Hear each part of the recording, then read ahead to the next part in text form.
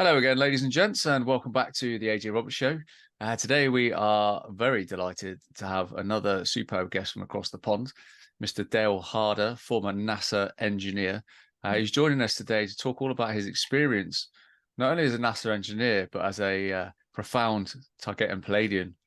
And he's here today on the show to talk all about his experiences, how he came into this knowing of what he was about, and also about his role and truths that have come out as a result. So Dale, welcome to the show, my man. Thank you, AJ. It's a great pleasure to be here with you. Guys and girls, I had the pleasure of seeing Dale's work and interviews with a fellow show friend, Gosha, who many of you would have remembered the podcast that I've done with her a couple of times when we talked all about our galactic friends, about the Earth, we touched on the moon, etc., etc. But Dale, being a former NASA engineer, obviously knows a thing or two himself and has his own experiences. But for the benefit of the viewers and the listeners, Dale, I was right to give them a bit of background about yourself from yourself. Oh, all right. Well, I'll start a little bit. Let me first clarify some things regarding my NASA and Honeywell Aerospace adventures, if you will. That was approximately 22 years of my life. And I actually was not hired by NASA as an engineer. I was actually hired in the beginning in 1980 as an electronic technician. Okay, even though I had the engineering skills and everything, I also had electronics background and technical work. So they hired me in that aspect, and I worked through several levels of electronic technician to become the top grade tech. And then I moved into metrology, which is the science of measures and weights and standards and so forth for the electronic equipment used in NASA. I went into that, became one of the senior people for that in a two-man team, and also worked my way into mid-management and so forth. So I never actually got to do all the engineering skills, even though I did work. They sent me to Kennedy. I worked on the space shuttle. I taught people how to do some various testing. I went to Houston, things like that. But to just be hired right out as an engineer, that's not the case. So a lot of people say, well, you don't see you being really an engineer and this and that. So I want to clarify up front. Yeah, I went through all the tickets and all the levels and everything else. But then after leaving NASA, I went to Honeywell Aerospace, where I worked on military aircraft radar systems and also was a senior member of a two-man team there for metrology as well. And so that was a 7-year stint with them. Okay, that being said, I am an engineer and I do own two other companies besides that, which I did most of the time during the time I was also working for NASA or Honeywell. And those we can name at the end of the show or whatever. People generally contact me, say, how can I reach you by email? And they contact me through the company names. Okay, so that's it for the professional end of it. I have a whole bunch of background and everything, which is not really important. A lot of different hobbies, a lot of different degrees and so forth. And I usually just say I've got more degrees than a thermometer and everybody's happy, So, but as far as my background on this planet, I am what they call an avatar. And I work with Goja pretty extensively. She's like my partner. And so I do occasional videos and things with her, but I'm generally floating somewhere in the background. In any case, and I am an avatar in what we call an immersion pod. And if you have ever seen or watched the movie Avatar, I say that for the folks out there, that's basically how it works for us. We get into an immersion pod on the ship or in the planet or wherever we happen to be, and then we pick up a physical human body. So I went through the birthing process where I became a physical human on this planet. That's all planned out ahead of time. And in my case, it is a little unusual because I came full knowing. And that means that from the moment I entered this physical body, I knew everything that I know now. Wow. All right. The problem with that is that, well, in fact, my biggest memories of that whole process was after training and preparing to come down to the physical planet, to come to Earth, to assume my role. I was part of a vanguard group that was sent here to begin helping humanity to prepare for what we're going through now. Mm. And at the last moment, I'm on the ship and I'm getting ready to leave, and I started getting cold feet, and it was like, whoa, and they're telling me you've got to go now. And I said, I don't want to go. I changed my mind, and they're pushing me out the door. It's time to go. It's time to go. I said, no, no, no. So, struggling with that. But anyway, I ended up in the physical body, and I was eventually born. I was left on a doorstep, basically. I was 3 months old when I was left, and there was a simple note with me. I had no last name or anything, just my name was David Larry, and the note said I couldn't be given milk. I had to be given goat's milk, was the only thing I could digest. And that was it. So in I came, and I was fully aware. Okay. And I'm thinking, what in the world? So here's a baby, unable to talk or unable to do anything, knowing all this stuff, right? So the minute I could articulate and begin to do things, I had all these memories, and I knew where I came from and what I came to do and all the information. The only thing basically that talking with my family on the ship to Leka, that I figured out that I finally didn't bring with me was memories of if I had been had a family, if I had a wife or children or anything like that. I chose to not bring that because it might be a hindrance to my mission, if you will. Mm. Because if I should miss them or things like that, it might depress me and so forth. But the technical knowledge, I brought all of that with me. So, imagine a 5-year-old running around with 8-foot Tesla coils, building rockets, liquid fuel and regular fuel, and blowing up the basement of my parents' home and repairing all the appliances in the neighborhood and all this crazy stuff at an early age. And, I would tell my parents crazy stuff, here I am. And I say, I know that if I could change my frequency to the same frequency as Alpha Centauri, that I would instantly be there because no two things can exist that have the same frequency and not be in the same place. That's the way the universe works. And they'd look Yeah. at me and they'd just pat me on the head. They say, oh, okay, son, okay, Then, Yeah. well, boy, what did we end up with? So it was a crazy life from the very beginning. Yeah. And so What was my that whole like life, as a child during your school years? Like oh, as wow. in, like say let's say for example science and that, where you just sit there going, Oh yeah, "Oh, I can yeah, teach yeah. this I class." loved school. Kids hated me because I loved school and I loved to help the teachers and kind of the teacher's pet, because Mm. I wanted to learn. I was there to learn. I was there to absorb everything. I was a sponge. And so, yeah, I was the last one to get picked for sports. I was the last one for this or that. And they always made fun of me, but and what I would do is I finally I got so tired of being picked on for the sports and stuff like that. I went out for football. I went out for track, and I became one of the toughest and roughest and highest awarded in those things. And then after I achieved that, I said, okay, fine, I'm going back to being a nerd now. Leave me alone. So that's the way I had to do it.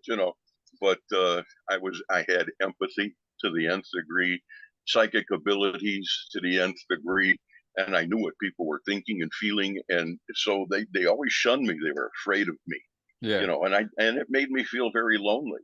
Mm. But I was comfortable being alone. I could converse with animals and the planet and plants and different things. So I still had the sense of being able to communicate, but sometimes I longed for a friend or a friendship. Yeah. And it ended up that I had a dog that I got when I was 6 or 7 years of age. I forget exactly.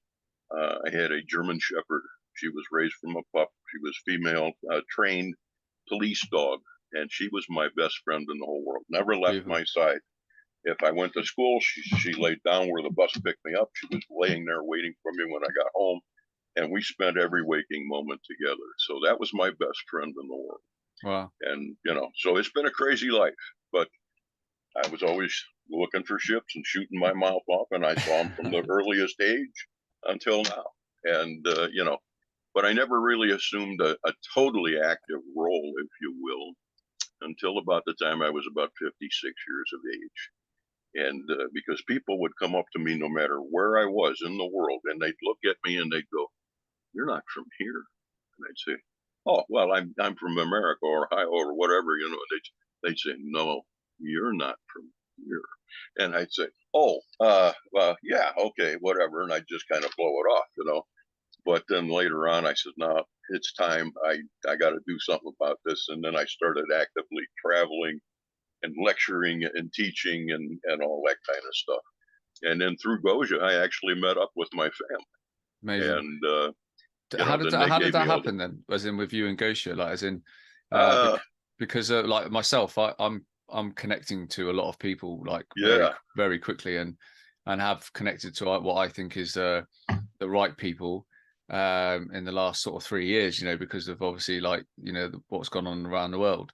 And I think that's activated so many people, this whole operation that we've basically been part of, across the whole world and that. And yeah, was that kind of like the same for you and Gosha? Did you just kind yeah. of like Well, what happened with us was she had started putting out her material given directly from my family, no channeling or anything like that. She was speaking directly with the ship and directly with Svaru and Annika and my brother Thor and a few others. And I knew that what she was saying without hesitation, I knew it was real. hmm, And I just kept watching and watching. I got so absorbed in it. I used to write complete notes of every show she did. I followed every single word, and because I'd never found anything that hit me where I live that meant anything other than that. hmm, So one day, I'd finally been filled to the brim, and I sent her an email.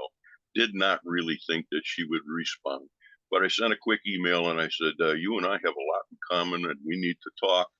Um, you're going to have to just trust me to contact me because she's got thousands of people sending her emails to talk all the time. And hmm, quite frankly, she's very, very busy. She doesn't have the time. And she's a very private kind of person. She doesn't connect with people that much. But in any case, she got this email. She looked at it. She said, "I just knew I had to contact you." So she did. And we started yakking and we became very close very quickly. And within a short time, she says, I would like to introduce you to the people on the ship and everything. And I did. I got to meet them and talk to them and the whole thing. And within a short time after that, they told me the truth of who I was and what I was and confirmed what I already knew. yeah, Okay, so I knew my ship mates, I knew my number, I knew my file, I knew all these different names, everything. And they said without question that they were surprised that I had actually remembered so much. wow, And I said, "Yeah, but I mean, it was the coolest thing in the world to meet my own family again yeah, and reconnect. And so that started all of that. And then she and I started doing many, many things together and acting as a voice to put to voice the information that they were freely giving us. We had hmm, to ask them to do that. They never asked us for anything and still never have. hmm, And if we asked her, because she basically said, "Can I give this information to the world? Can I put it out there?" And they said, "Sure, if you want to." So she started doing all the hard work and making the videos. I would contribute wherever, or we would do world congresses together. And like in Spain, we did the World Congress there, and then we did Laughlin, Nevada, mega conferences and stuff. So we would start appearing together and doing things, and that's how it all got off the line. But in the meantime, of course, I had become so immersed my entire life in UFOs and the community, if you will, of ufology that I had either worked with or got to know most every person, even worldwide, in the UFO field. So I had that background going for me at that point. And hmm, so we've continued kind of as a team. to do whatever we can to help the world to understand. Mm. The only thing, we don't write books, we don't make CDs, we don't sell anything whatsoever. People think, oh, she's making money off of her show and everything. That's not the case. Mm. I don't think they ever even made enough to pay their rent, let alone anything else. Yeah, yeah. And when we do appear, if we're given any kind of, or in my case particularly, all my life, if I'm given money or something for that, I always either give it back or give it to charity. Mm. I feel that what we have to tell is free, Hmm. and this information is for anyone that wants to listen. If it resonates with you, fine. If it doesn't, that's okay too. Yeah, We're yeah, not absolutely. going to push that. We just put out what they tell us, and that's it. And we don't change anything. Word for word is what we put. Yeah. Yeah, So, absolutely. It's very similar to myself. Like my show, like I don't have any sponsors or stuff like that. It's just that it's important to bring people like yourself to the forefront, to get these like phenomenal messages out, which in essence, regardless of if you resonate 100% with what you said so far or not, like it's all about everybody kind of remembering who they are and opening exactly. themselves up to the possibility that you very much had yourself suppressed since you were born, and there's lots of programming's been inserted into everybody, everyone's parents and their parents and their parents. This goes on generations. So that's why now we've got the use of the internet and podcasts and all this kind of stuff. Getting this Yeah, information out there to the wider world is vitally important, because this wouldn't make it into the back of a magazine back in the day. This is why shows like this are vitally important. But in regards to all the things we would have been exposed to at NASA, and like the work that NASA does or quote unquote doesn't do, hmm um, what did that do for you in terms of like opening your eyes to kind of what you were seeing compared to what you knew, like these inner knowings? Well, I really loved working at NASA. I worked for NASA originally. It was NASA Lewis Research Center in Cleveland, and during the time that I was there, it converted, became NASA Glenn, named after John Glenn. And I loved working there. I loved doing the stuff that I was doing, and the people and the projects that I interacted with. I obtained a DoD top secret clearance because of some of the things I had to work on and that type of thing. But I was fully aware, if you will, of the duality and nature of NASA. Mm.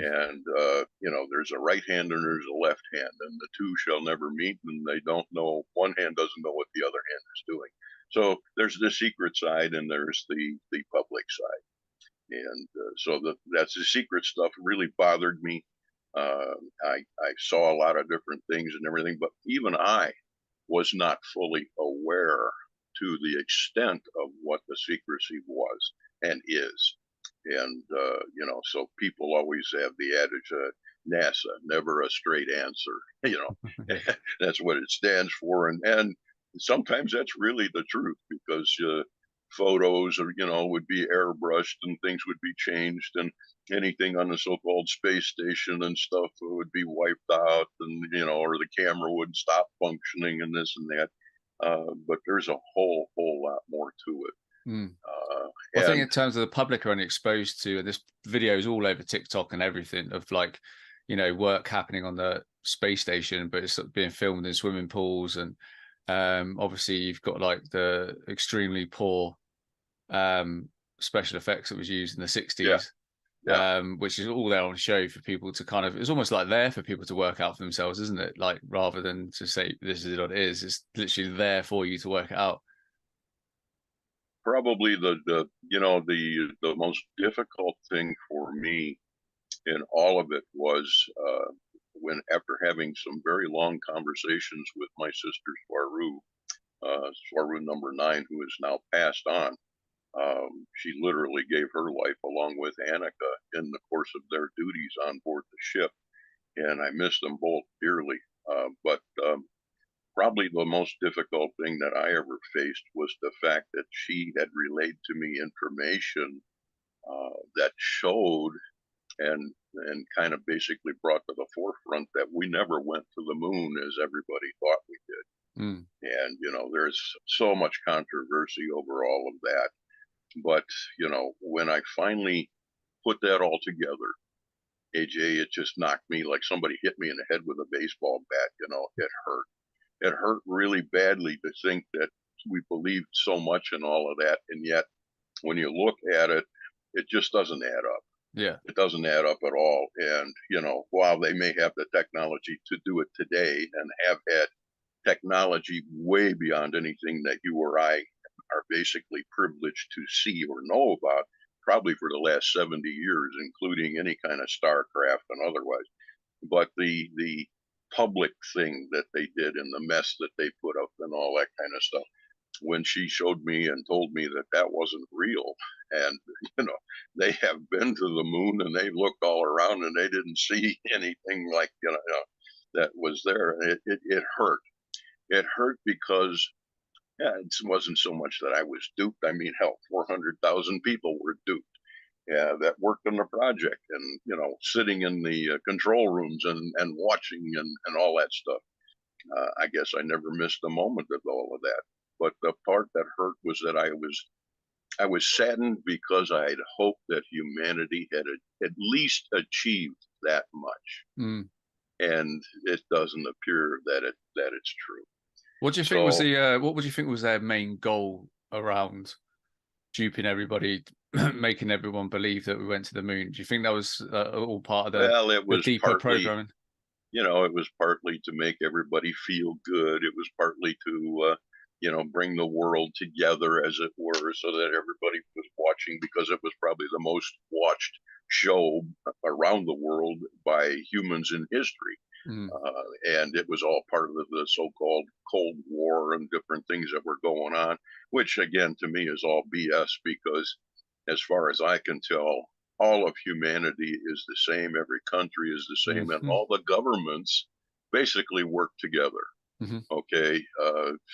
So when you get right down to it, and I've traveled the world, I've been a very fortunate individual. I've met people from every walk of life, and I find that people are people no matter where you go. Okay, they all live the same way. They all eat, they all sleep, they all love, they all cry, and I never had any trouble anywhere I went. And I would live right amongst the people. I didn't live in fancy hotels or anything. I just go. And I was in Europe at the fall of the wall, if you will. I was in Russia and Lithuania and Poland and Italy and all in places. And it was a sad time, but it was also a time of liberation and so forth. But I never had any trouble understanding people with a different language, because I don't listen here. I listen with my heart. Okay. And people go, oh, that's silly. But if you do that, you can communicate with anyone and you'll find a way. Okay. I know that's absolutely true. My wife here is Chinese. And when we met and got married and got together, and neither one of us could speak each other's language, but we learned how to do that. So I learned how to speak Mandarin and Cantonese, and she learned how to speak English. She speaks 5 languages anyway, has a degree, and she considers herself dumb. So it can be done, and it's not hard. It's a matter of just opening up your mind, opening up your heart, and accepting the rest of the world. So the way I see it is, I think we ought to take all of these elite, as it were, on the top side, along with the regressives, and put them all in a room and let them beat the hell out of one another, but leave the rest of us alone. Because people are people everywhere, and they're great. Usually, it is within all humanity to have good and to be good. We are not necessarily just all savages. Sure, we can be rotten and mean at certain times, and even my family and others, they do fight and they do have disagreements. And we're not a bunch of light beings with wings and angels floating around like all this crap that people have been told. We are beings just like humanity. We have our issues too, but we're of a higher frequency nature. In the case of Taygetans, we're about 850,000 years in advance of humanity. Okay, so technology-wise, it looks like magic. It is magic, but what number iPhone do you have in Pleiadian Target? And me, iPhone? No, I don't even have an iPhone. I don't even use a cell phone. Yeah, I don't blame you. I don't Um, like cell phones. I don't want the damn things with me. I don't want the 5G around.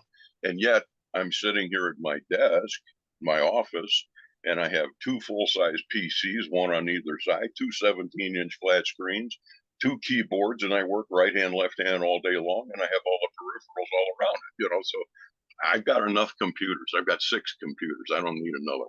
yeah, that's fair But enough. people walk around like this all day long. I think even if they don't have the phone, their hand is like this from holding the damn thing.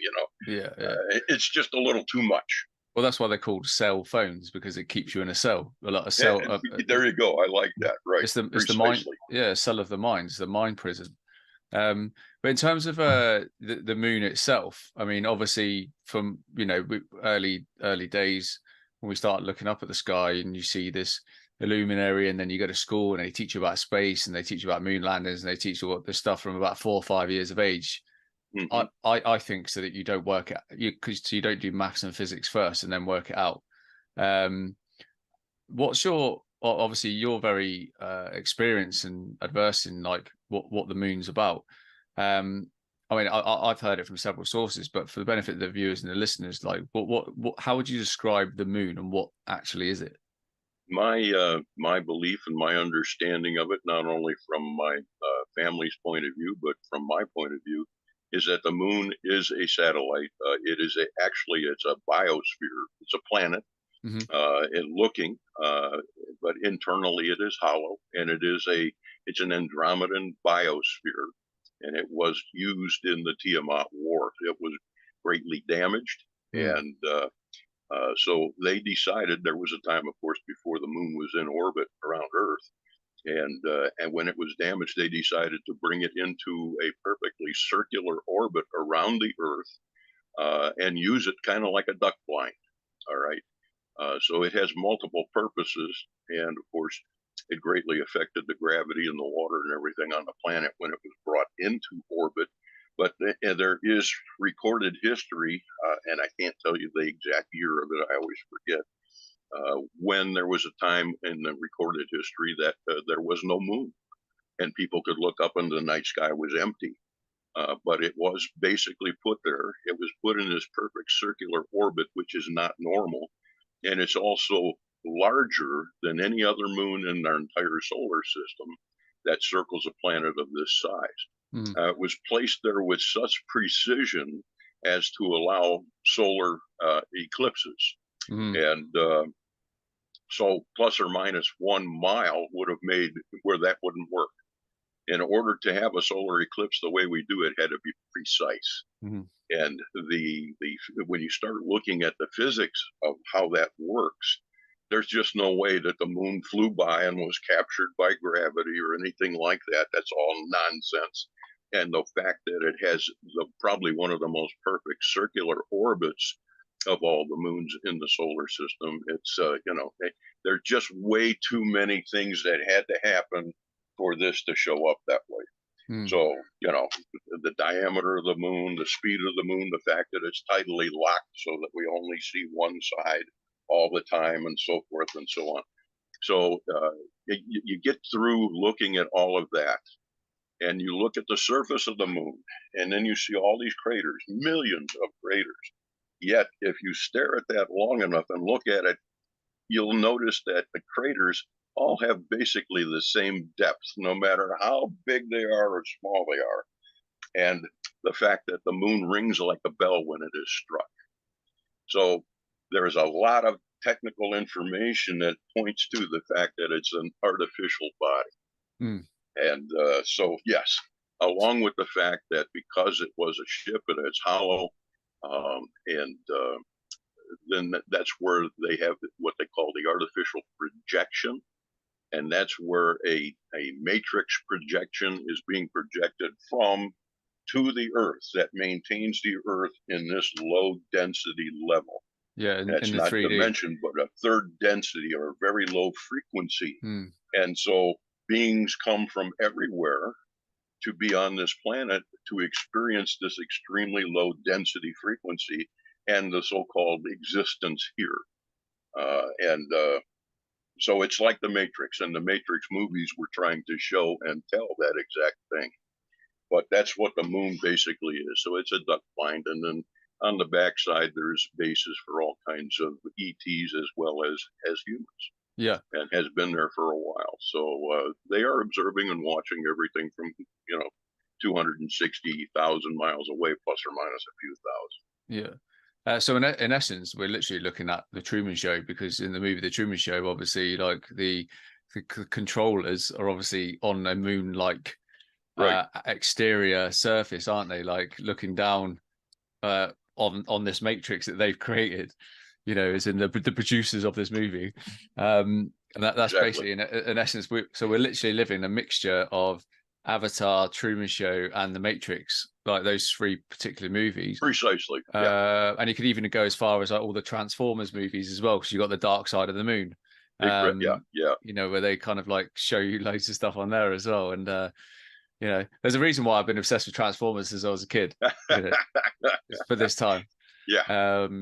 Yeah, That's for the younger generation, but that, as you know, AJ, in order to avoid the karmic rules, and in order to avoid problems or things flashing back on the elite and the regressives above the elite, what they do and they have to do is they have to give all the information of what's going on and what they're doing to humanity, and before they do it, because if they do it and don't tell, the karmic actions reflect back on them, and they don't want that. So they put everything in movies and in media, and they say, okay, here's what we're doing. And people sit back and go, oh, look at the entertainment. Isn't that fun? And that's how we see movies and so forth. When it really, if you look at that with opened eyes, with open mind, you will see that that is what the truth is. And so, for example, if you want to see, people ask me all the time about med beds or med pods. And if you want to see how those work, you've got the dry bed and you've got the wet bed. So if you want to see a dry bed, you look at the movie Elysium, or you look at the movie Passengers.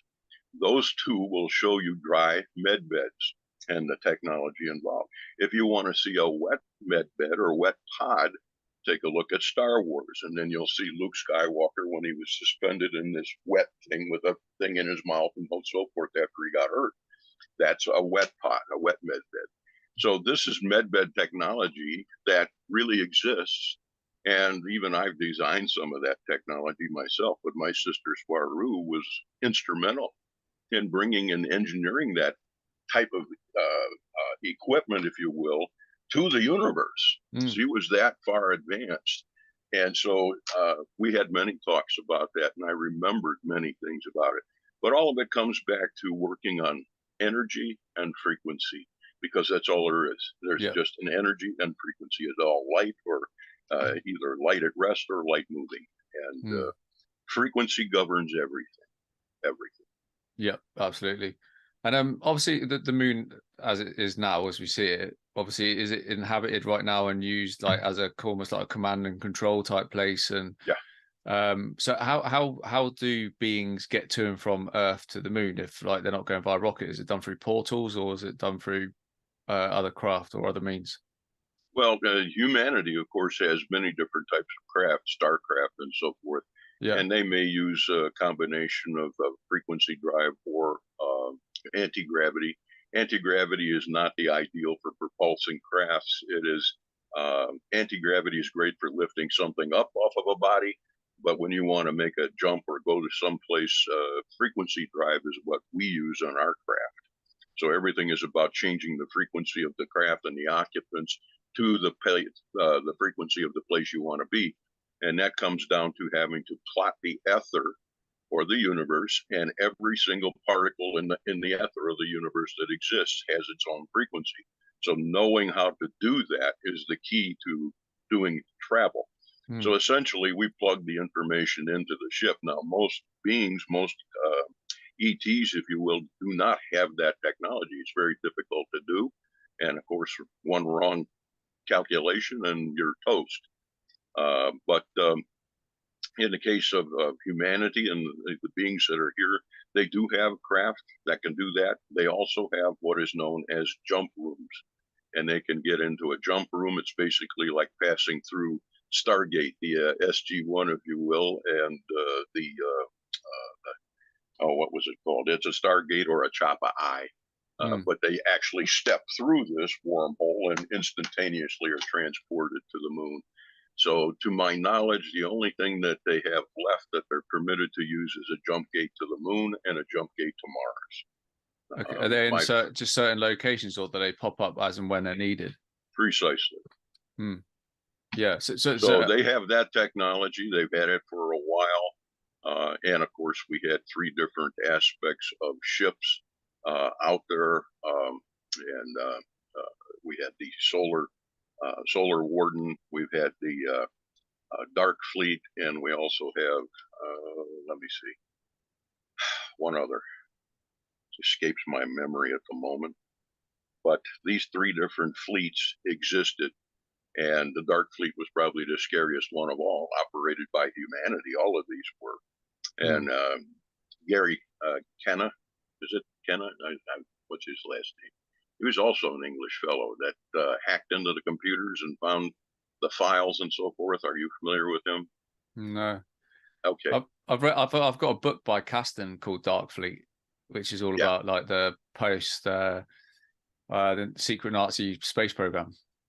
They were the ones that were responsible for trafficking in humans, children as well as adults, and they were used for meat or for food.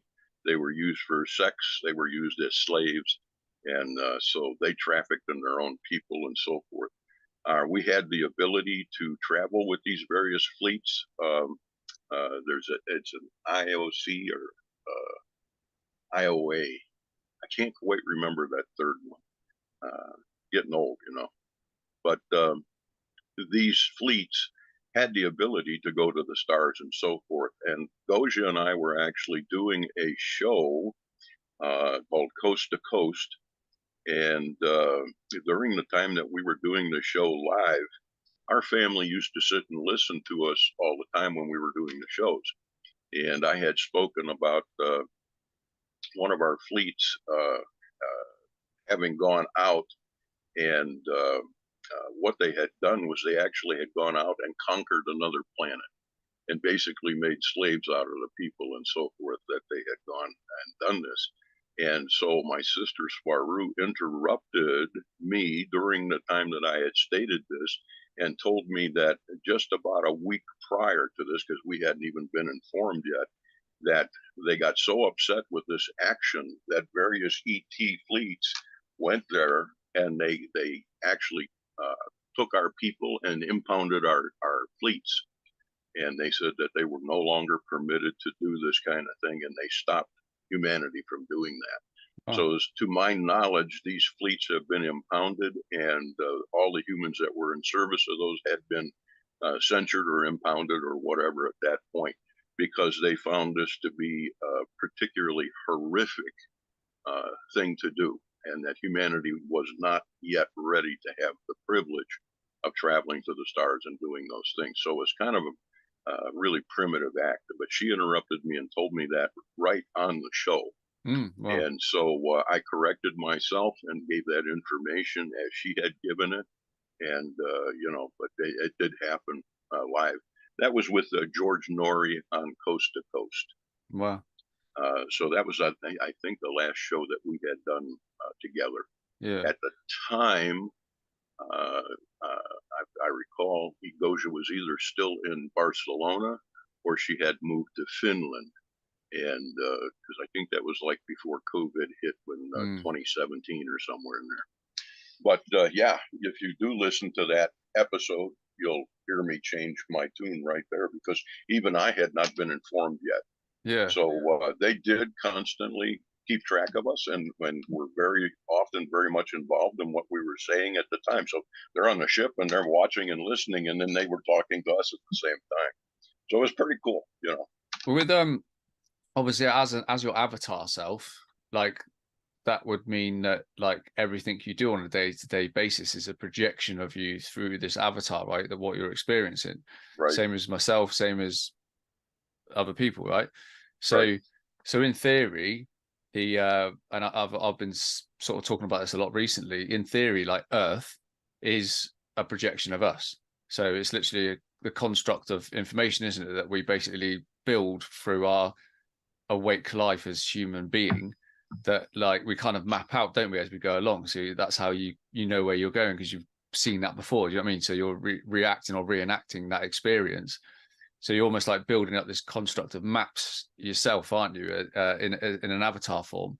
But like, if you were to say that the objective, it was the Earth objectively, obviously, from my understanding, that the NASA globe model is fake, and the flat Earth model is another psyop introduced by CIA / other agencies to throw both parties off, to keep maximum amount of people away from true Mother Gaia. So would you say, if the Earth was to be objective, if you were to just talk about it objectively, would you say it's more of a spheroid because everything's a toroidal field? Like our heart produces a toroidal field, our head produces toroidal field, everything produces toroidal fields. Exactly. So would you say that the Earth is kind of like a squashed potato? Yeah, my understanding of it with is a hollow that the Earth is a sphere. It is a toroidal field, and the energy does go from pole to pole through the toroid flow. Yeah. And my family on the Telek on the ship is in orbit right now at about 307 miles up, and they're circling it on a daily basis. So, yeah, you know, and in fact, I had some information this morning regarding from what Maria Sparrow had related.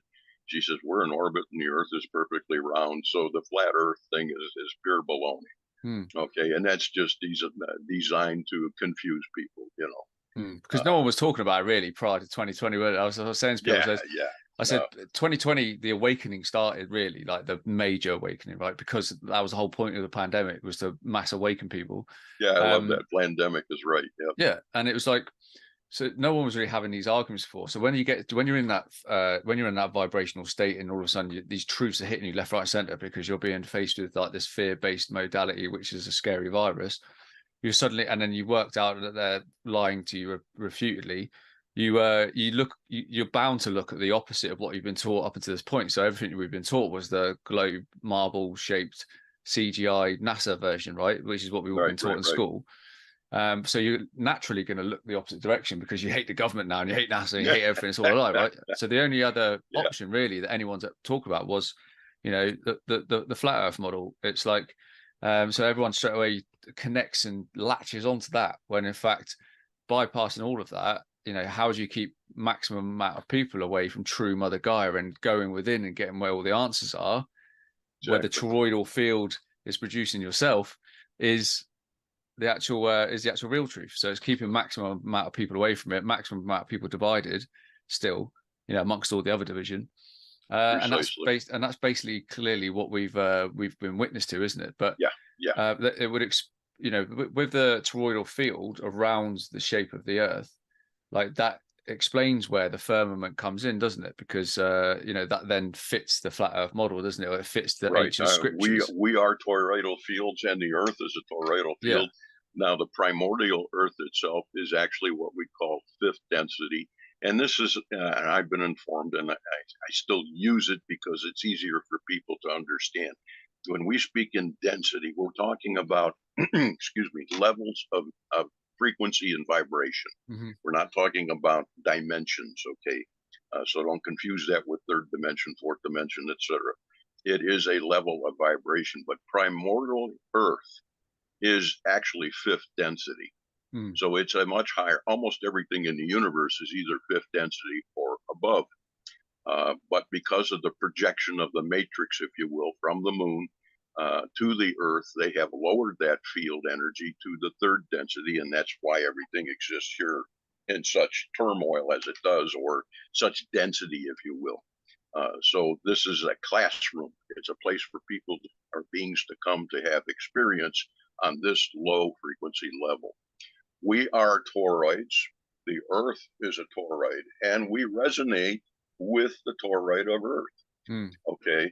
However, they tell you, oh, there's like 8 billion people on the planet. Well, that's not quite right either, because you have, not only do you have humans here, you have other ET beings, and you have beings that are chimeras, you have beings that are androids, you have beings that are projections, you have beings that are humans.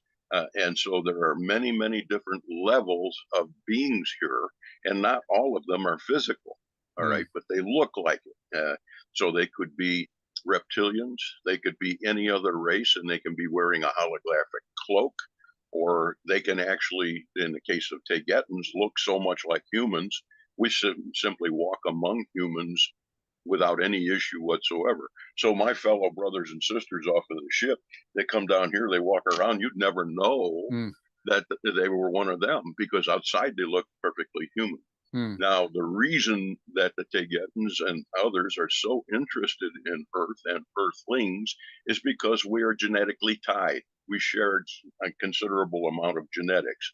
So Taygeteans want to watch over Earthlings, and they're trying to help people here to overcome all of this stuff that's been imposed upon them, or shall I say, the particular group of controllers. They're using our beliefs against us, Mm. and they're literally finding the loopholes in those beliefs so that they can get their agendas taken care of and make us think that, oh, we're doing what we want to do. Mm. It's not the case, all right? Yeah. And that's the reason that certain races like the Irma or the Taygeteans or otherwise are here going, this ain't right, and they want to fight against it. But we still are bound by the prime directive, or at least my family tries to follow it. In the case of the Irma, which, and God love them, I do, they are close friends of ours, but they don't follow the prime directive. And lately, they've been speaking up and acting up and doing things and saying, hey, we're tired of sitting here along with my family watching the mass genocide going on here. And Mm. so they're stepping into the picture and doing things without necessarily saying, oh, look, we're here, but they're doing things to try and help. And they plain and right out, they state, hey, we don't agree with what's going on here. I get mad enough sometimes. I said, damn it, why don't you just say to hell with this and give us a hand, because you can see that humanity does not have a clue what's going on. It's Mm. not going to wake up in time. And that, we're either going to watch them go down the drain, or we're going to step up and try and help. And Mm. so Goja and I try to present that information at least as best as we can, and yourself and others that are awakened. Mm. That's and we can't impose that on anybody. We simply say, please take a look at this. If it resonates with you, do something about it. If it doesn't, that's okay. Mm. We'll go on to the next person, and if they believe, fine. If they don't, but we want people to look for themselves. That's the Yeah. whole Yeah. point. Yeah. So the population of the planet is nowhere near what they tell you it is, and most of the things that are going on are not as they appear. Yeah. There's always some hidden agenda. When I did a podcast of Gosha last time, we talked about like you touched on it there about like there's a number of obviously beings out there from all different walks of life. We talked about like your classic NPCs, your non-player characters, and how Exactly. the majority of your reality, everyone's reality, there's a large number of them because they're needed to prop up all the matrix bullshit. Like so, the banking system, the chemists, the big pharma, big tech, like all this stuff. Yeah. None of that would exist if these beings weren't there, getting up for work every day, doing the same thing every single day, roll on, around that hamster wheel. None of that would actually exist to control us in the first place without these people. Exactly. Is it okay to kind of elaborate on that a little bit from your understanding about like, how would people see it with their own eyes? In my point of view, very simply, we could basically have a holistic society or a holographic society here on this planet if we eliminated two things. If we brought in free energy, that would get rid of the people in the coal industry, the nuclear industry, all of that kind of stuff. And if we brought in med beds, whether wet or dry, that would get rid of pharma, that would get rid of hospitals, that would get rid of doctors, that would get rid of all of that stuff. Now, those things that I mentioned are some of the biggest economic engines, if you will, that generate money for the elite and for the regressive to do their thing. All right. So if we eliminated those two things, just those brought in those two things only, that would be enough to transform the planet overnight. Mm. People that do come up with that information, they meet untimely ends, they disappear, all sorts of things happen. So, I mean, it's not hard for anyone to look about and see uh, the way things are these days. Like, for example, I get really aggravated with watching satellite television, and I had an argument with them just 2 days ago. They increased my bill to $125 a month for watching the same programs and TV that I've had since '94 that I paid $20 a month for. And I got really aggravated and I said, this is ridiculous. But what TV has transpired into, AJ, is that you get 5 minutes of TV show and 5 minutes of commercials. And the commercials are now overrunning the shows to the point where you can't even remember what the show was about that you're watching. So while I sit there, I have a pad of paper and I copy down various things. And at this point in time, I can tell you that they're advertising no less than 123 drugs on television every day and every night. All right. So, what does that tell you about our society? We've become a drug society. And the other things are telephones, automobiles, or insurance. These are the money winners. And I've recorded every one of them. And there's dozens of each competing and vying for your attention. But the drug one just blew me away. And I said, I finally got so-called managers or people of importance, if you will, and said, look, you tell me that you're paying, for your programming, and then it's terrible programming, by the way. It's the same junk over and over and over again. And I can never get a complete show, so I don't know what's going on. And in fact, I try to watch two shows at one time. And if the commercials come on, I flip over to the other one. Well, people do not realize, and I've proven it, and they admitted it, that you're tracked. And when you watch one show and they're tracking you, if you go to another show, they will, within two jumps, they will sync up the commercials so that you can no longer go to one or the other without seeing the commercial. So Yeah. you literally have to record all your shows and try and breeze through the commercials to see a show. But, I said, you guys are advertising all these drugs. You're making a horrendous amount of money on that. And then you turn around and charge me to watch all the money that you're making. I said, who's losing here? Who's winning here? And I said, enough is enough. Well, I got them to reduce my cost to $72 a month with that one call. Yeah. So the best answer, of course, is to don't do satellite, don't do direct TV, don't do cable, but do streaming and so forth. But they're becoming just as bad. So it's all about generating this capital to drive this machine to keep people locked up or unaware.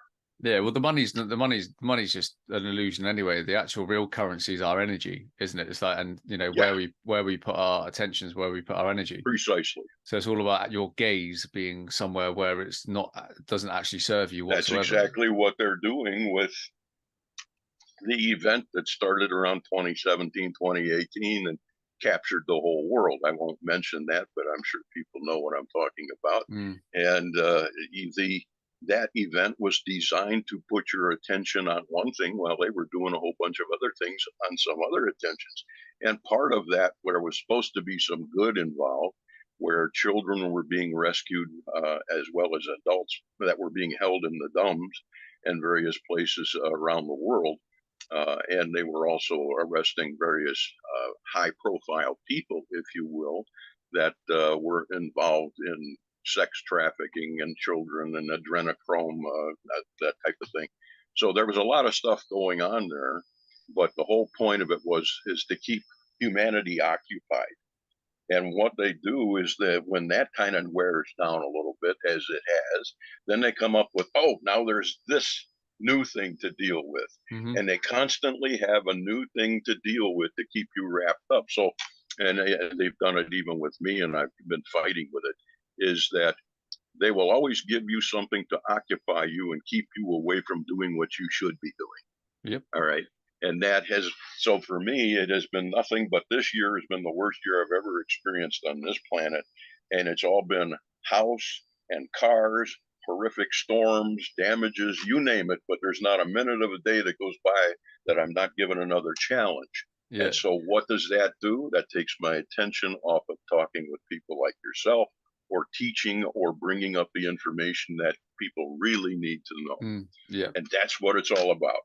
Okay, Yeah. so you got to really fight hard against that. Now, the other establishment is medical. Yeah. Now, the medical system, well, in my case, because I'm an ET and suffer from frequency dissonance syndrome, and what that means for those that aren't familiar with that term is that my internal being is of such high frequency and energy that it is literally burning up this physical body from the inside out.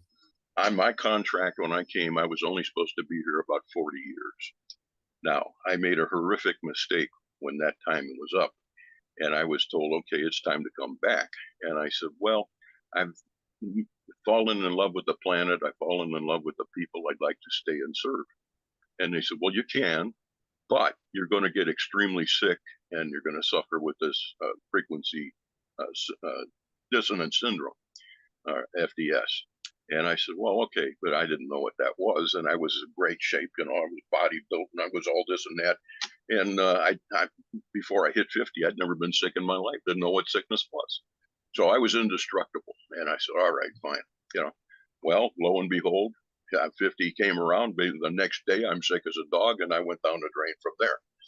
So that forced an early retirement for me and all kinds of things. But it is because of that frequency dissonance. So what does that end up doing? That ends up making me go to the doctor. They give me a whole pile of drugs, and then I got to take another pile of drugs to counteract the drugs that they gave me. And it's this big circle that you get into because medical doesn't make any money with healing. They make money with people being sick. Absolutely. That's what it's all about. So all of that would go away if we were allowed to have med beds. Yeah, you see, it all comes crashing down, doesn't it? Yeah, really. And that's what people need to be made aware of. Yeah. So when you go to the store, you go to the drugstore, whatever, and you buy all of these over-the-counter remedies, I don't think there's a single one of the damn things that does anything other than drain your wallet. Yeah. That's all it's there for. It doesn't work.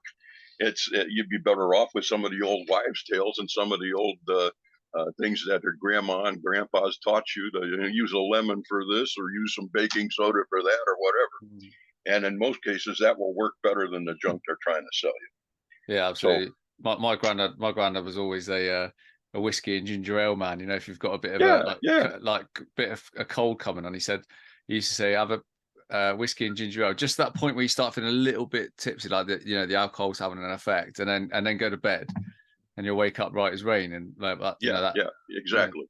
Because I'm very rarely sick as well, like very, very rarely. And if I have been, it's been because of like frequency and stuff like that, where like I had a loss of taste and smell, funnily enough, in 2021. So did my other half, and so did my neighbors and other people where I live. And I was like, oh, interesting. But yeah, it's the thing as a farmer, is even if you brought the med beds in, even if they didn't come in, like you only need to remove germ theory and the whole thing collapses. That we can pass viruses, or A, viruses exist, and B, we can pass them on to each other. Yes. If you remove germ theory, that literally collapses like the whole the education system for the doctors and nurses and everything else like that. It literally just can't support. Well, a lot of those poor people mean well, AJ, yeah, exactly. Okay? Yeah, absolutely. Yeah. But they're stuck in the system. And what most of humanity has forgotten or don't remember is that sicknesses and things that come into the body, except in my case because of the FDS, it comes from higher up. It starts in the etheric energies and it works its way down into the physical. All right. So when you are treating physicalities and problems there, it is all about frequency and it is all about energy. It has all the germs and everything that exist are things that we have designed, things that we have made up, things that we've been taught all our lives. So they are things that we've brought into existence, but they don't necessarily exist just in their selves, in their own. They exist because we've brought them into existence. But when you start treating these things on an energetic level, on a high frequency level, and bring that into the situation, That's how the med beds work. They work Yeah. on frequency, they work on energy, they work on sound. Mm. And when these sounds are, or light energies or things are introduced to the body, they automatically eradicate these things. And for example, in one of the med beds that I've designed, you take a laser and a hologram, and you can take that of an organ, say your heart or your liver or whatever. There are specific frequencies for each of those Hmm. organs, and you take a picture of that organ with the proper frequency. That means a healthy liver or healthy heart. You project that over the person where those organs are located, and through the dominant frequency principle, they begin to resonate with that frequency of health, and therefore eradicate or remove the bad frequencies. And they are forced to start vibrating in a healthy frequency, and they repair themselves. Mm. All Yep. right. So we all have this capability, but you don't need some damn drug to do that for you, Yeah. because that's going to mess it up even worse. Mm. That's where we need to be. That's what humanity needs to experience here. Mm. But they do everything they can to keep you from figuring that out. So you've got cancer, you're almost doomed, because they're going to give you chemotherapy that's going to kill you either way, or whatever the situation may be. Mm. And people have been duped into believing, oh, this is the only answer. This is the only answer. It is not. That's not the way this world works. It's not the way the body works. Yeah. They need to be told the truth, and then maybe things could change. Hmm. So, while I wanted to do this, and the funding for it, and actually building a med bed of extreme high quality, the ones that would do the job, not magnets under your bed, not some crystal or some damn thing you hold and pray over. That's ridiculous. I mean, it's really highly sophisticated med bed is doable, and it's not that expensive. Mm. Well under $100,000, they can easily be built, and they work with equipment that is right off the shelf right now. Mm. The problem is whether or not an individual is has enough energy, has enough time, have enough anything to do that kind of thing, to get it out there without being eliminated before it's put in place. Many have tried, and many have disappeared. Mm. Yes, I can only imagine, like, especially when they brought in the Cancer Act. I think it was like 1923 or something. Yeah. Just after, not long after Big Pharma was introduced to the world, not long after Coca-Cola was introduced to the world. They all work hand in hand, and the majority of shareholders within these establishments all have shares in each other's businesses because they all make returning customers for each other. Right. And I think people are really wising up to that now. And again, I think, the whole pandemic was like designed for that, to awaken people to actually not to rely on, doctors and drugs and petrochemicals and stuff like that, which I think today is still the biggest hoax that's ever existed, is the fact that we can't heal ourselves and we need chemicals to fix us. Right. Like, And that's not true at all. You're absolutely right. yeah, and it's And people are wising up to that, I think, now. that's what they need to know, Mm. precisely. So that's part of your job and part of my job. It's really difficult, some of the older generations, like my generation and so forth, to tell them that kind of truth. They look at you like, oh, okay, you're all right. Yeah. Where's your PhD? Yeah, right. And even if you have the PhDs, it doesn't mean a damn thing. Yeah, I know. I mean, like I said earlier, with all the PhDs and different things that I've gotten, I can do or otherwise. In fact, I rarely even tell anybody that I have a degree or degrees, Mm. because the point is that anybody can get one if they want it. Mm. All right. And, I've spent my entire life learning and working and listening and the whole thing. But you have to be driven. There has to be a reason behind it. Mm. But does it mean anything? So I laugh like hell, and I tell people, I says, yeah, I'm an ex-rocket scientist from NASA. And they say, really? And I said, yeah. I says, and you know what that title is good for? That title, and maybe $4 if I'm lucky, you'll get me a cup of coffee. Or the other thing that I can use it for is I can be involved in some damn thing, whether it's political or otherwise. And I can say, well, hell, I'm a rocket scientist, and even I don't understand it. So it's good for a laugh, is what it's Yeah, good yeah. for. It doesn't mean anything. It doesn't mean I'm better than anybody else. It simply means I've done this or done that, and we've done this and we've done that. And when you get to a certain age, like me or otherwise, everybody's got a story. Mm. Everybody. And you never know who you're going to meet in the next minute. Exactly. And I think now more than ever, people are just connecting all over the world, and it's included myself. Daily I'm connected with different people that are of the same ilk, Precisely. and it's all for a reason. It's all designed for now. Everything we've all been through is designed for now. Because our higher self, our avatars, is very much future. So this is all like pre-planned, like everything to the T, isn't it? Yes. It's all in our divine plan, having this 3D experience. And that's why it's important for people like myself to show people like just how powerful you can or you are, and Precisely. helping people unlock that so they can have that best experience possible. And that's kind of like one of my main mission, and why my talks and everything are called Mission Consciousness, because it's all about raising that level of consciousness to understand who you are, where you're from, and just literally what you're capable of. Because there's not a single person watching this right now that is just born, leaves their mother and it's just then designed to work, pay a mortgage and go around the debt cycle whilst smash loads of paracetamol and that to get through the day, because of all the stresses that are being imposed on you through money and time. That's not what this whole experience is about, and that's what this false matrix has done to everybody, on purpose, carried out by the elites, controlled by the elites, and the globalists, or whatever you want to call them. And it's a case now of like humanity becoming massively aware of this situation through people like us, and learning information about what we've shared in this episode, Exactly. to make up their own truths of what resonates with them. And I think like very rapidly we're going to see a big increase in people really starting to pay attention to what's going on around them. Because I think we're in a real state of darkness in a minute with everything that's happening with like Israel, and we're being shown all the darkness, like, and all the exposure. Right. So I mean, on that note, is there any final sort of message that you have for the viewers and listeners in regards to sort of like where we are now and where you see us going? I always tell people, I say, just look for yourselves. It's not that you have to be skeptical. It's not that you have to believe that everything is a conspiracy theory or whatever. But sometimes the conspiracies are real. All right. And what you have to do is look at everything for what it is. Don't try and turn it into something else. Just remember that there are those that do not have your best interests at heart. And then there are those that do.